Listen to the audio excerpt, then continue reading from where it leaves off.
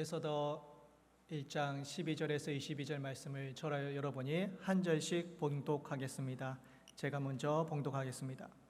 그러나 왕후 와스티는 내시가 전하는 왕명을 따르기를 싫어하니 왕이 진노하여 마음속이 불붙는 듯 하더라.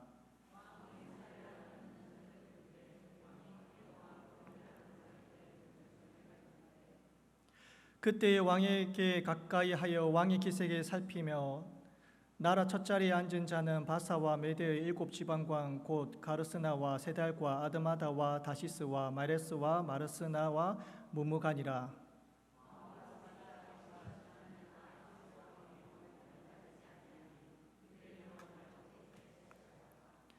무무간이 왕과 지방관 앞에서 대답하여 이르되 왕후 와스디가 왕에게만 잘못했을 뿐 아니라 아하수에로 왕의 각 지방의 관리들과 묵백성에게도 잘못하였나이다.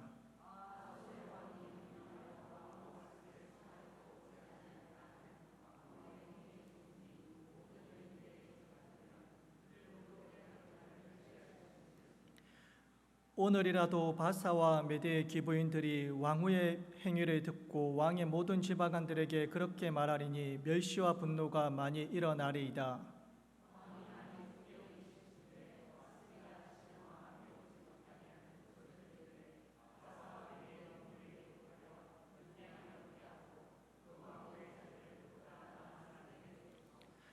왕의 조서가 이 강대한 전국에 반포되면 기천을 막론하고 모든 여인들이 그들의 남편을 존경하리이다 하니라.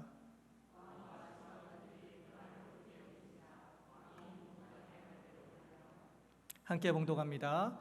각 지방 각 백성의 문자와 언어로 모든 지방의 조서를 내려 이르기를 남편이 자기의 집을 주관하게 하고 자기 민족의 언어로 말하게 하라 하였더라. 아멘.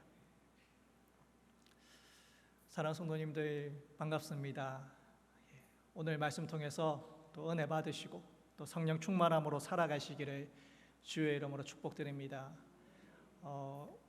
오늘 읽었던 우리 말씀인 에스더는 그리스와 페르시아 전쟁에 있는 그 시대를 가지고 있습니다. 에스더가 없으면은 그 이후에 성경 에스라와 느헤미야가 없을 것입니다. 오늘 읽었던 본문 1장은 이제 페르시아가 군대를 모집해서 그리스와 싸우기 위하여서 이제 준비하는 이제 장이고, 이제 2장은 이제 그리스와 페르시아가 전쟁하고 난 이후의 배경을 가지고 있습니다. 성경에서 보면 이 에스라는 어디에 들어가면 딱 맞냐 하면 스가랴서 6장과 7장에 보면 공백이 한 60년 정도가 됩니다. 그러니까 스가랴 6장과 7장 그 사이에 일어난 일이 바로 에스더서입니다. 그렇다면 이 에스더가 없었더라면 포로 기한도 없었을 것이고 그 이후에 성경도 쓰여지지 않았을 것입니다. 이 에스더 성경이 너무나도 중요한 부분을 차지하고 있습니다. 오늘 이 성경의 본문의 배경은 어디입니까? 수상궁이라고 합니다. 수상궁은 겨울 궁전을, 왕궁을 일컫고 있습니다. 그곳에서 며칠간 잔치를 벌이고 있습니까? 6개월간, 180일간을 잔치를 벌이고 있습니다. 너무나도 많은 기간입니다. 이 기간 동안 각 지방에 있는 지방관들 그리고 높은 사람들을 불러서 이제 잔치를 벌이고 이후에 군사들을 모집해서 전쟁을 치르게 될 것입니다.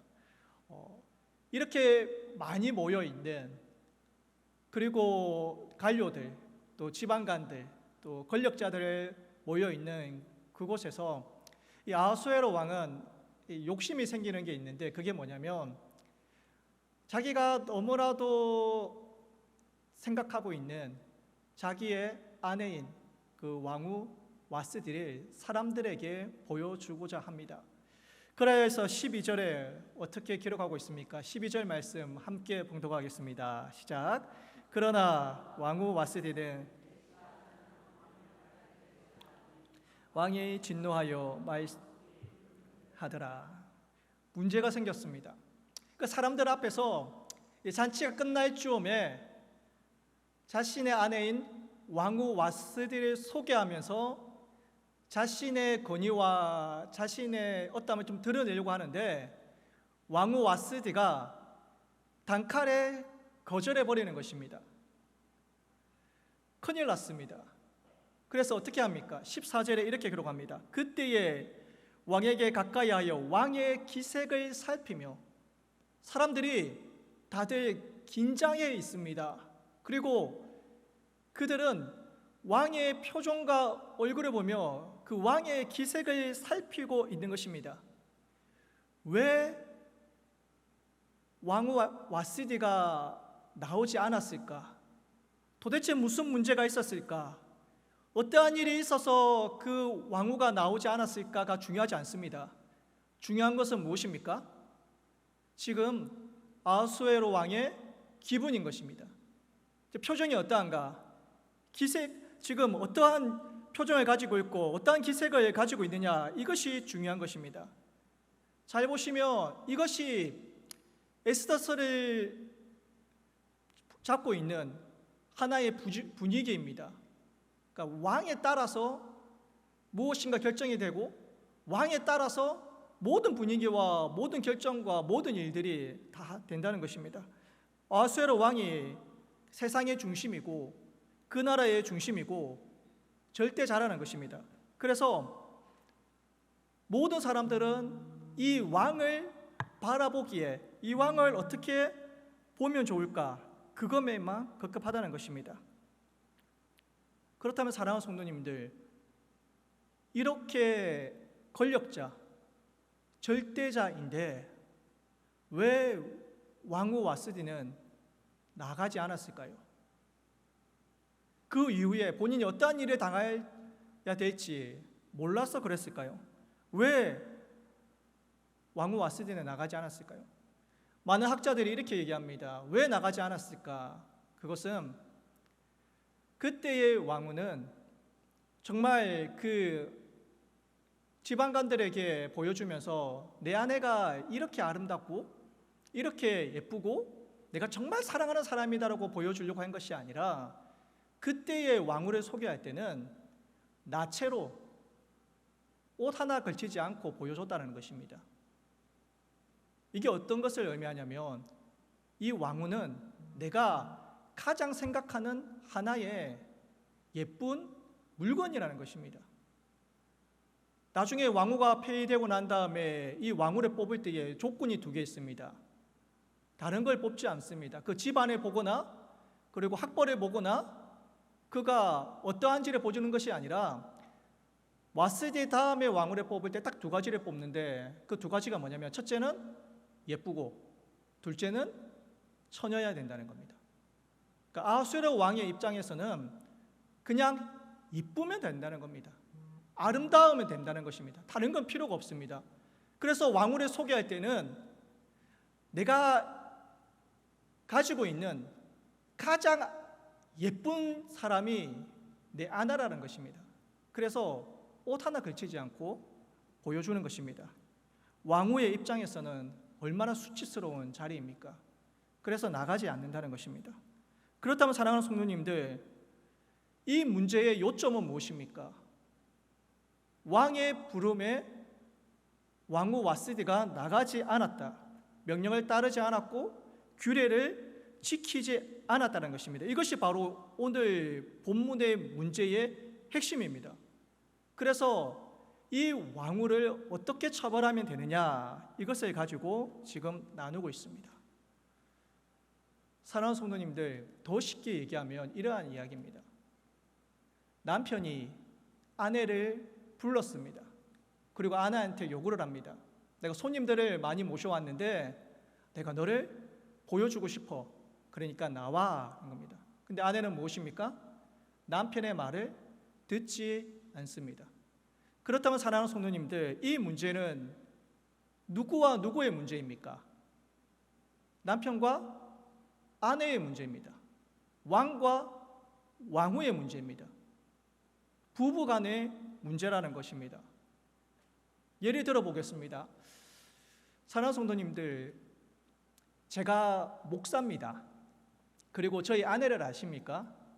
저희 아내는 지금 호산나 교회의 유치부를 담당하고 있는 전도사입니다.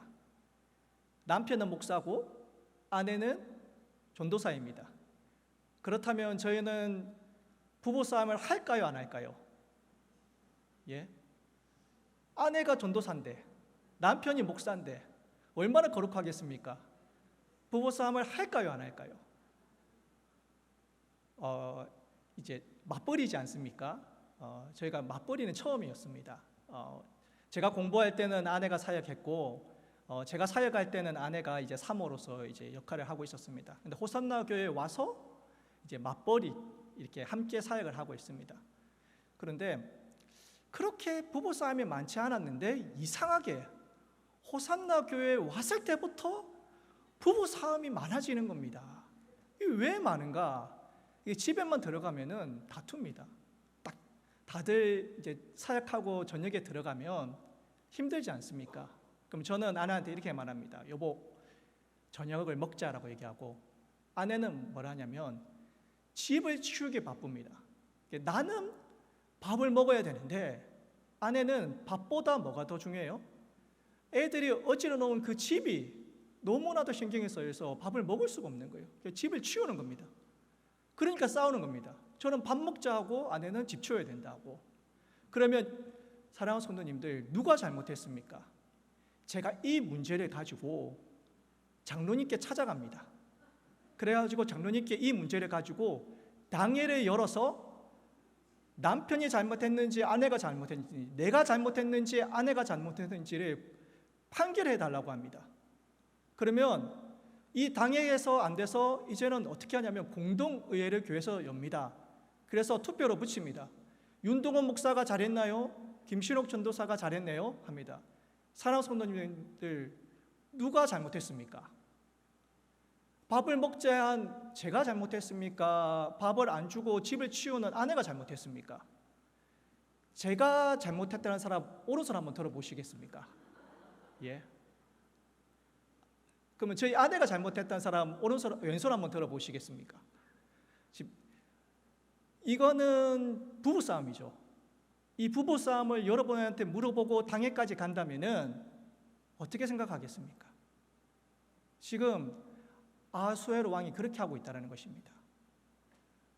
아내에게 얘기를 했는데 아내가 듣지 않습니다. 그런데 이 듣지 않는 걸 가지고 왕이지 않습니까? 권력자지 않습니까? 그 제국을 통치하는 자지 않습니까? 근데 이 아내 하나를, 자기가 사랑하는 이 아내를 어떻게 하냐면 거기 모여 있는 사람들한테 판결을 붙입니다. 어떻게 해야 되냐고. 부부싸움인데. 그래서 1장 16절 말씀 한번 보도록 하겠습니다. 함께 봉독하겠습니다. 시작. 문무관이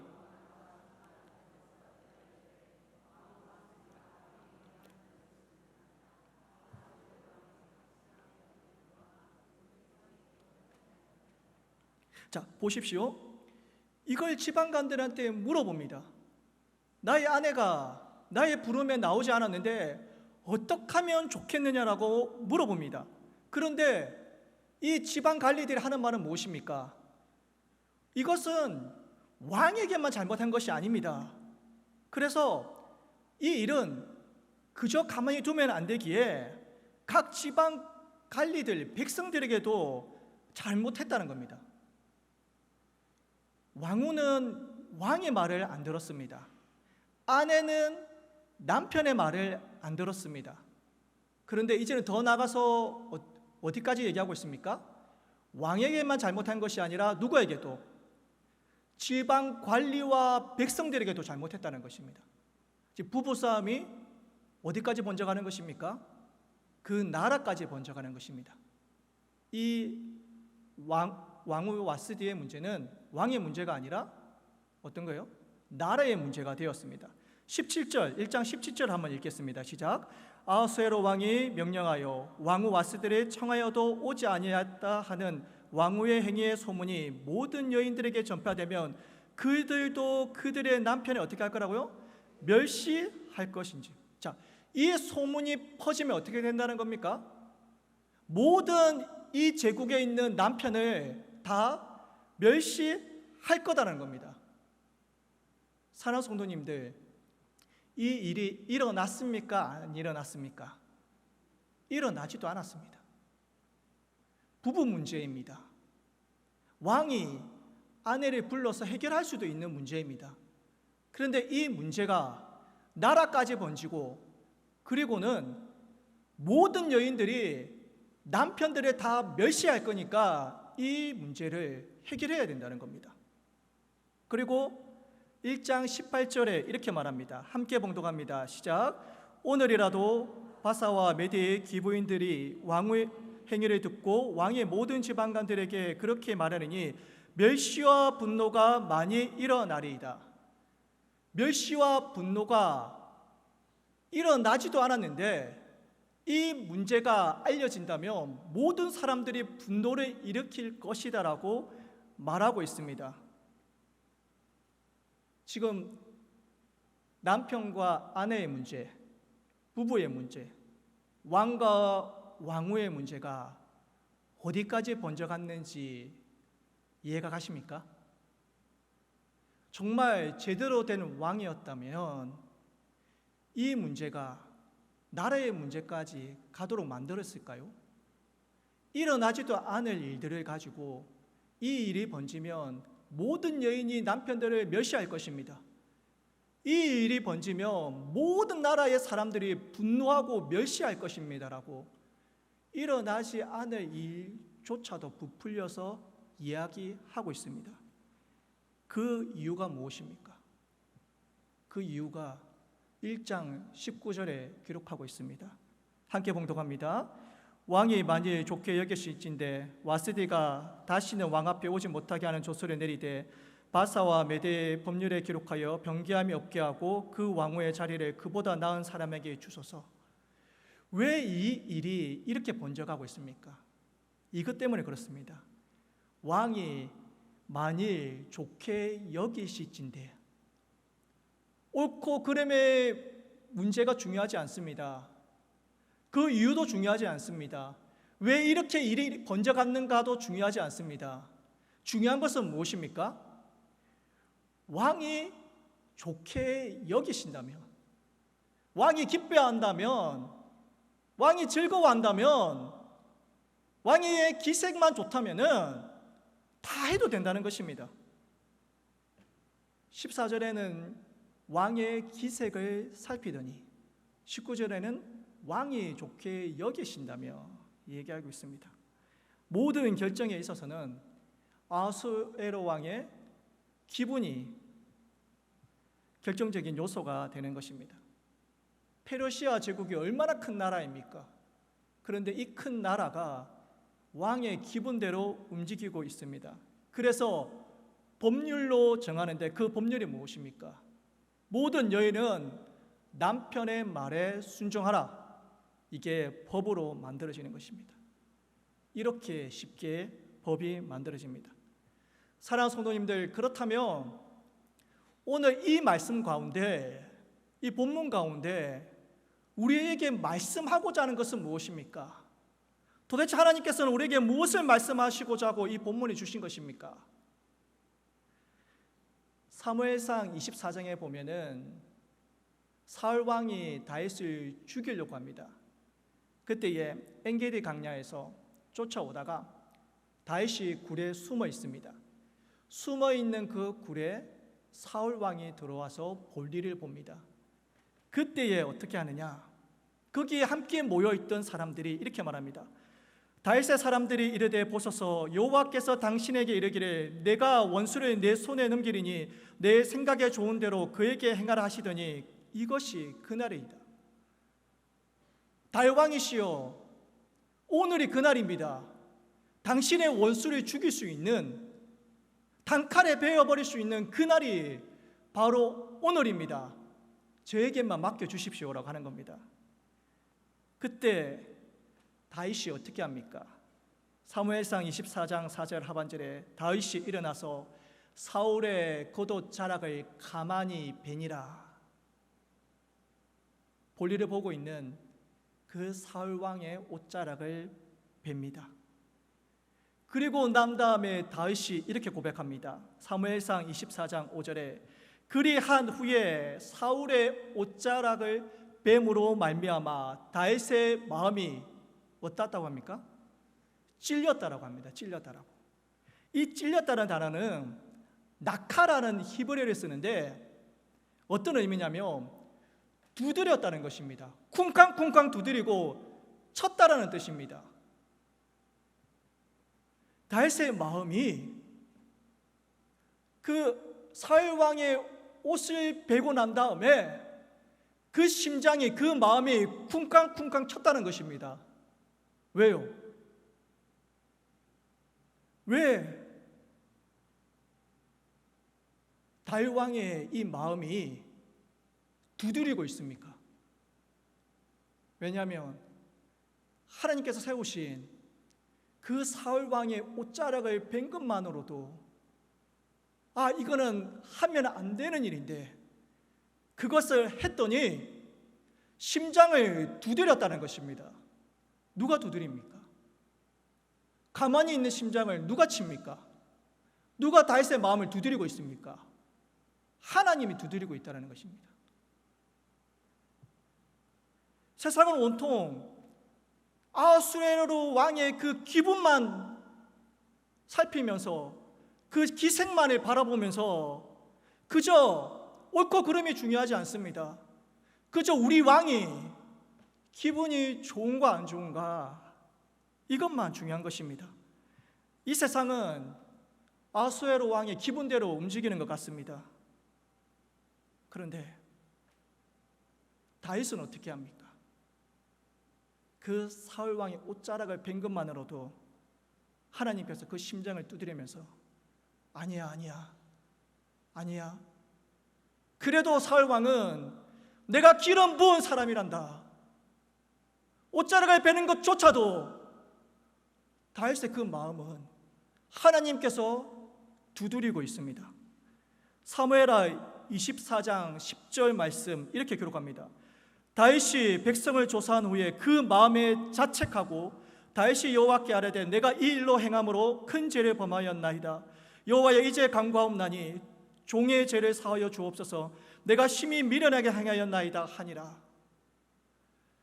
어떤 상황이냐면 다윗이 왕이 되고 어느 정도 이제 안정이 되었습니다. 그러면서 인구를 개수하기 시작합니다. 군사력이 얼마 정도 되지? 잘못된 건 아니잖아요. 군사력도 점검하고 내 나라가 얼마나 강한지도 살펴봐야 되잖아요. 그런데 그 인구 조사를 하면서 다윗이 깨달은 거 있다면 내가 군사력에 의지하려고 했구나. 그래서 다 조사한 후에 그 마음에 자책했다고 합니다. 이 자책했다는 단어가 아까 전에 사용했던 그 마음에 찔렸다는 말과 똑같은 낙하라는 단어입니다. 누가 다윗에게 잘못했다라고 얘기했을까요? 누가 지적했을까요?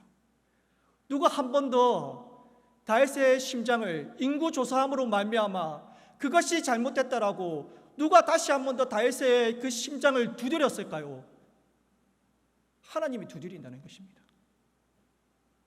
하나님께서 기뻐하는 일이 아니니까, 이것은 옳은 일이 아니니까, 이것은 잘못된 일이니까, 이것은 성경에 벗어나는 일이니까 하나님께서 다윗의 마음을 두드리는다는 것입니다. 잘못됐다라고. 그런데 사랑하는 성도님들, 지금 이 페르시아 제국 아수레오 왕의 기분만 살피고 기색만 살피고 표정만 살피는 그들의 모습을 보십시오. 어느 누구 하나 그들의 심장을 두드리고 있는 사람이 없습니다. 사랑하는 성도님들, 오늘 본문을 영적인 눈으로 한 번 더 들여다봅시다. 와스디가 폐위된 후에 에스더가 왕후가 되었습니다. 와스디가 폐위되지 않았다면 에스더가 왕이 될 수 없었을 것입니다.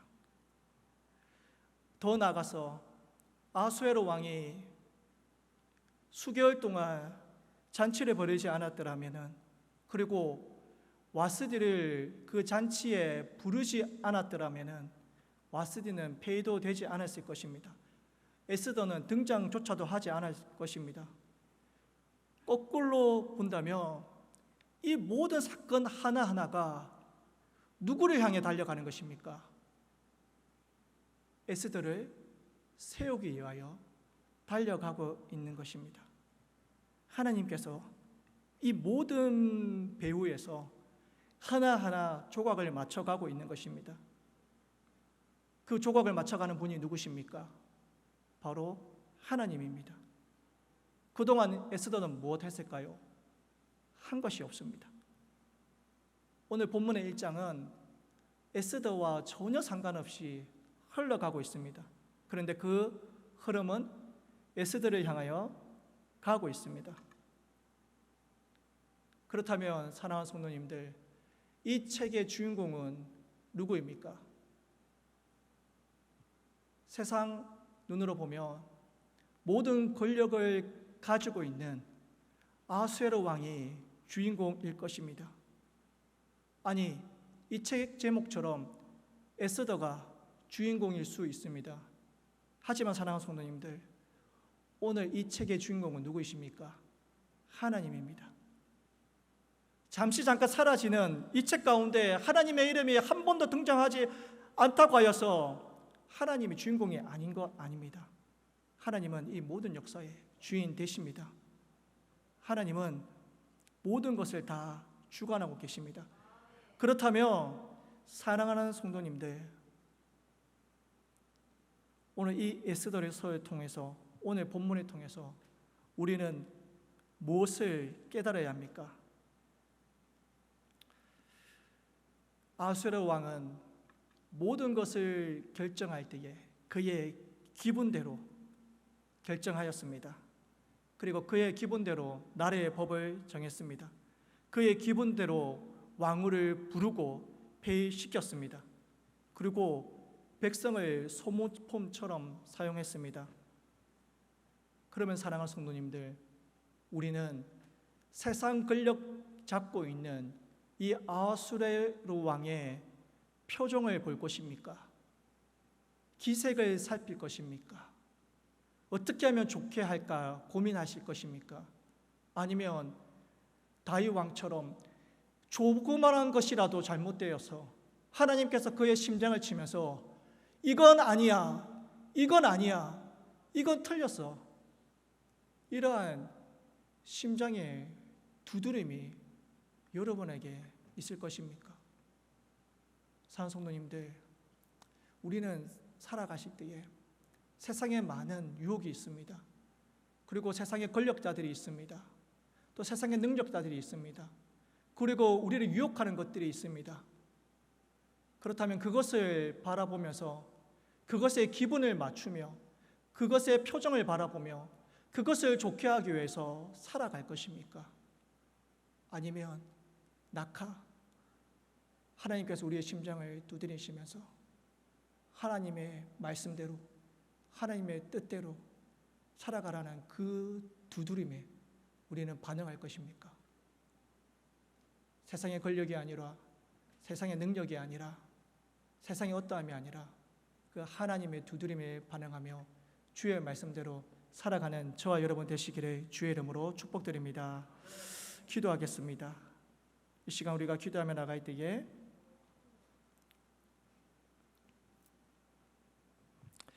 우리의 삶 가운데 많은 유혹할 것들이 많습니다.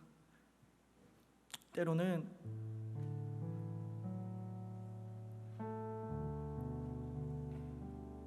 그 아하수에로 왕이 가진 그 세상의 권력에,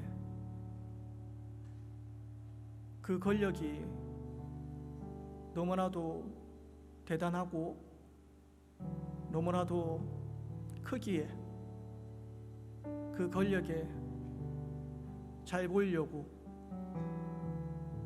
또한 기분 좋게 하려고 살아가 있지는 않으십니까? 시간 기도할 때에 내가 살아가고 걸어가고 있는 이 방향성이 정말 하나님 보시기에 어떠한지 한번 생각하면서 나갑시다. 그것이 옳은지, 세상의 그 기쁨과 즐거움과 그것을 쫓아가는 인생이 아니라 정말 하나님 보시기에 내 인생이 정말 하나님 보시기에 올바른 길로 걸어가고 있는지 한번 우리 말씀을 기억하시면서 한번 기도하며 나가겠습니다. 기도하시겠습니다.